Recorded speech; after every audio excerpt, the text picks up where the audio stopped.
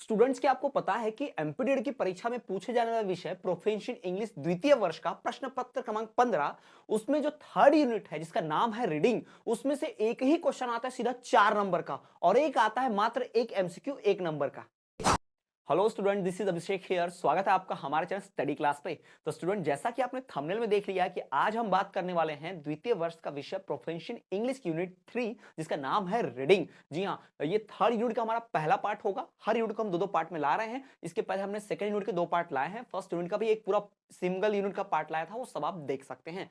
और आपको पता ही होगा कि हमने भाई डीएलएड का कोर्स लॉन्च किया है हमारे चैनल से। हर साल लगातार 3 सालों से स्टूडेंट्स पढ़कर डीएलएड पढ़कर अच्छी सफलता प्राप्त कर रहे हैं, 90% तक लाते हैं। बहुत बार हजारों स्टूडेंट्स, आप भी ला सकते हैं। चैनल से जरूर जुड़िए। तो स्टूडेंट्स, आज हम बात करने वाले हैं प्रोफिशिएंट इंग्लिश विषय के थर्ड यूनिट जिसका नाम है रीडिंग। तो सबसे पहले बिना देरी के सीधा उसका ब्लूप्रिंट समझा देता हूं। तो भाई ब्लूप्रिंट में देख लो कि भाई यूनिट थर्ड जो है भाई वो उसका नाम है रीडिंग, यानी इसमें पठन की बात होगी, पढ़ने की बात होगी। ये जो पूरा यूनिट 3 है इसको भाई मार्क्स अलॉटेड है 5, यानी 5 अंकों की ये इकाई है। यानी इस इकाई को पढ़ के आपको नंबर मिलेंगे 5। और इसमें भी एक प्रश्न जो आता है 1 नंबर का, यानी कि भाई वन ऑब्जेक्टिव वस्तुनिष्ठ प्रश्न जिसे कहते हैं MCQ multiple choice question, 1 number का एक ही आता है।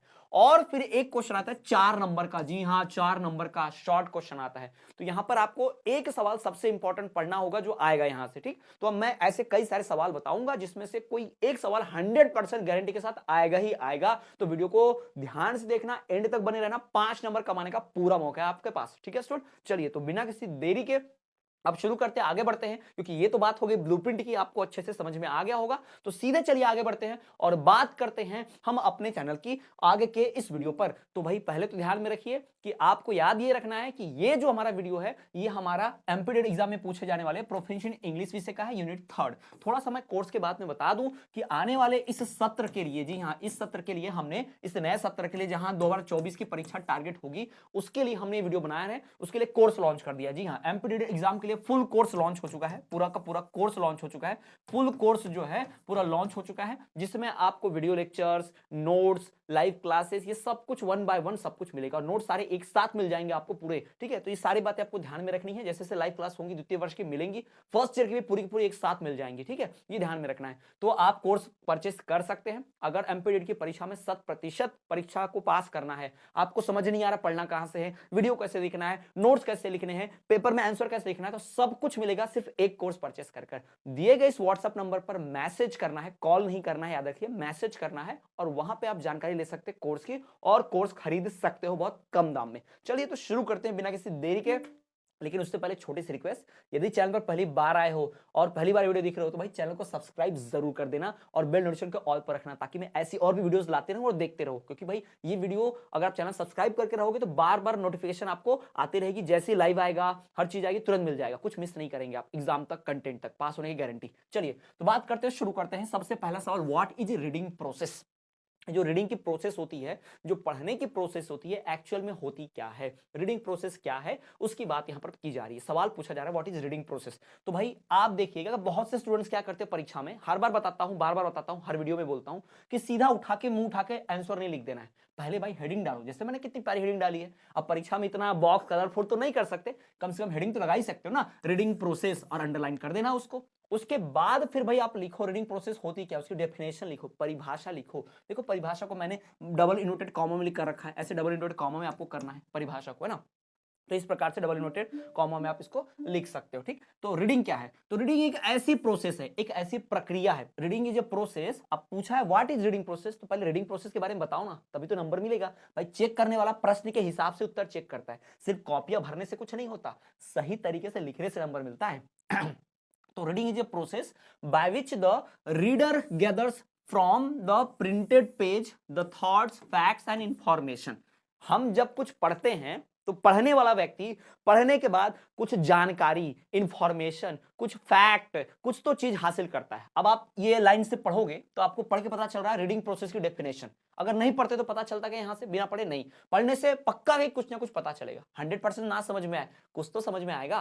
तो याद रखिए रीडिंग यही है कि पढ़ने वाले को कुछ जानकारी मिलती है, पढ़ना एक ऐसी प्रक्रिया है जिसमें पढ़ने वाले को कुछ जानकारी मिलती है, कुछ तथ्य मिलते हैं। तो वही लिखा है यहां पर अंग्रेजी में, reading is a process by which the reader gathers, इकट्ठा करता है, रीडर हासिल करता है, reader gathers from the printed page, वो छपे हुए चीज से। भाई छपी हुई चीज को पढ़ सकते हो ना, जो छपा ही नहीं है, कोरा कोरा है, क्या पढ़ पाओगे उसमें से?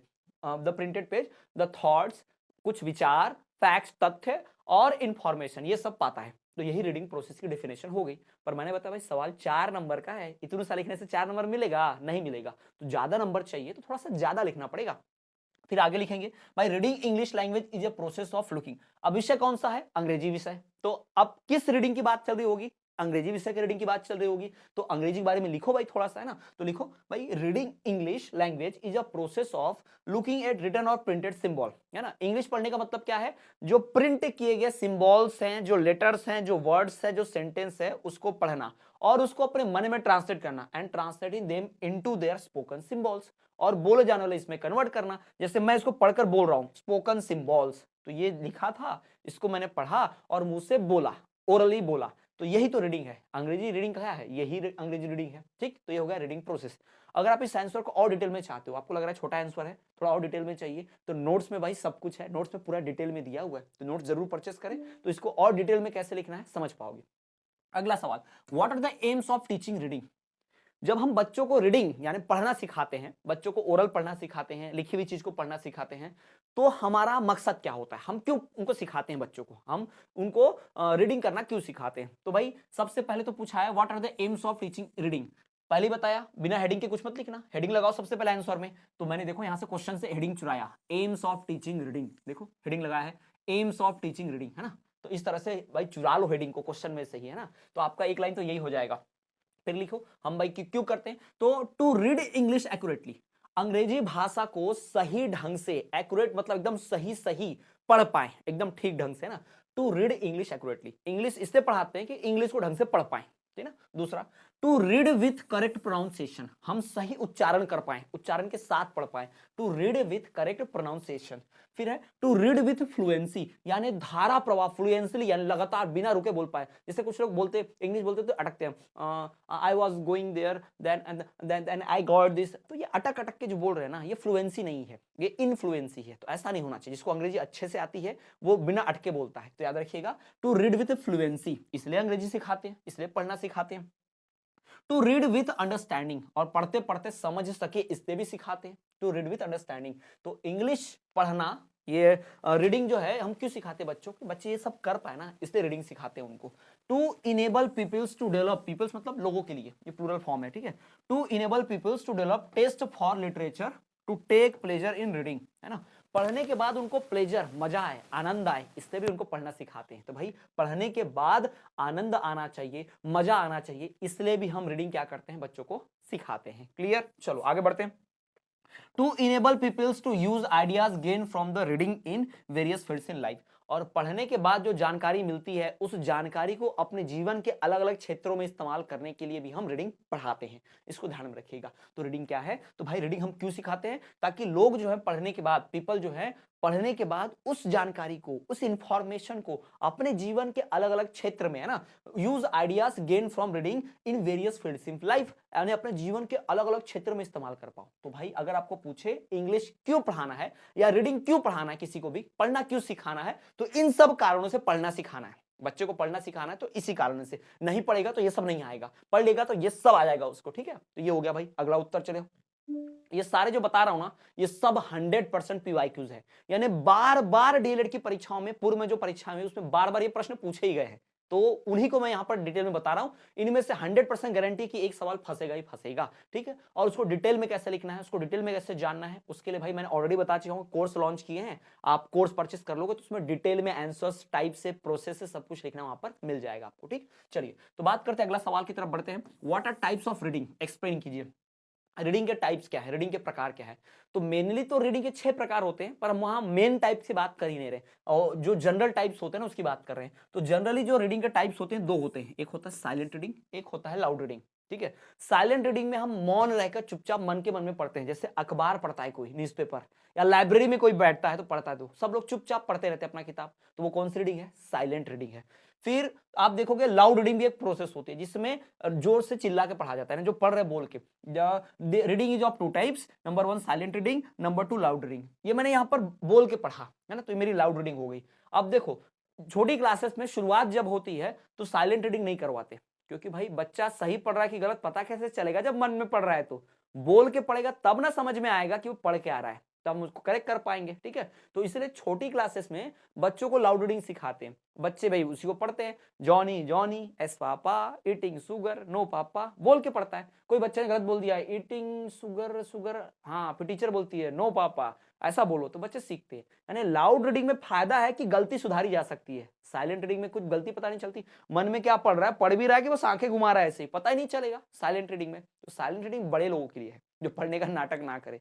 आजकल तो वैसे बड़े लोग भी पढ़ने का नाटक करते हैं, पर फिर भी ध्यान में रखिएगा कि रीडिंग जो है मेनली दो टाइप्स की होती है, जिसमें जनरल टाइप्स दो हैं, loud reading, silent reading. Loud reading का मतलब है भाई जोर से बोल के पढ़ना, है ना, आवाज निकाल कर पढ़ना, ठीक। और साइलेंट रीडिंग में क्या होता है, मन के मन में पढ़ना।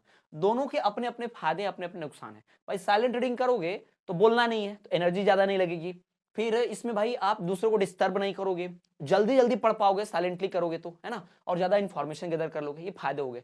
पर साइलेंट रीडिंग का नुकसान भी है, मन में क्या पढ़ रहा है पता ही नहीं चल रहा, ठीक है, और रिपीट भी नहीं हो रहा। जैसे मैं पढ़ूंगा साइलेंट रीडिंग, तो यहाँ लिखा भी है, मन में भी पढ़ा भी, एक बार बोला तो वही आवाज मेरे कान में भी गई, तो 2 बार रिपीट हो जाता है, ठीक है, तो याद रखिएगा। तो बोल के पढ़ने से फायदा है, चुप रहने से कुछ फायदा नहीं है। चुप रह के पढ़ने से मतलब फायदा तो है, लेकिन करेक्ट नहीं कर सकते। अंदर साइलेंट की जगह सिलेंट, सिलेंट रीडिंग, मन में मैंने पढ़ दिया सिलेंट रीडिंग, किसको पता चला भाई मैं इसको मन के मन में पढ़ रहा हूं और इसको प्रोनाउंस कर रहा हूं सिलेंट रीडिंग मन में, तो कोई तो सुन नहीं रहा मेरे मन की बात, तो मेरी गलती कोई सुधार ही नहीं पाएगा, तो मैं अंदर गलत प्रोनाउंसिएशन भी करता रहूंगा, पता नहीं चलेगा। तो साइलेंट रीडिंग का नुकसान है। फिर आते हैं लाउड रीडिंग।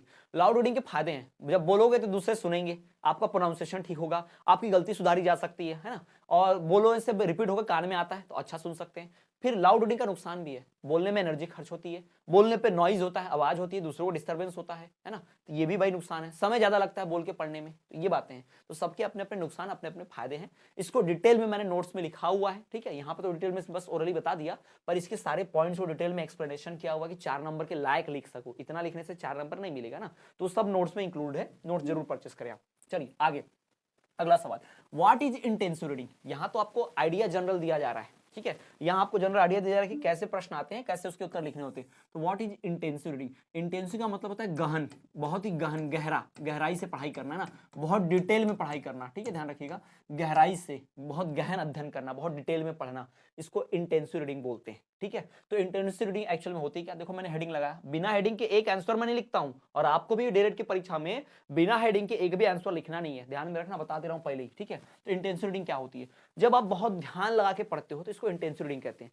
अब इंटेंसिव रीडिंग जो होती है भाई वो बताओ तो, इंटेंसिव रीडिंग करने के लिए या तो आपको एकदम मन के मन में ध्यान लगा के पढ़ना होगा, या फिर अब बोल के पढ़ेंगे तो उंगली रख के पढ़ना पड़ेगा, पर ध्यान जरूर लगाना पड़ेगा। तो intensive reading is generally oral and followed by silent reading, ठीक।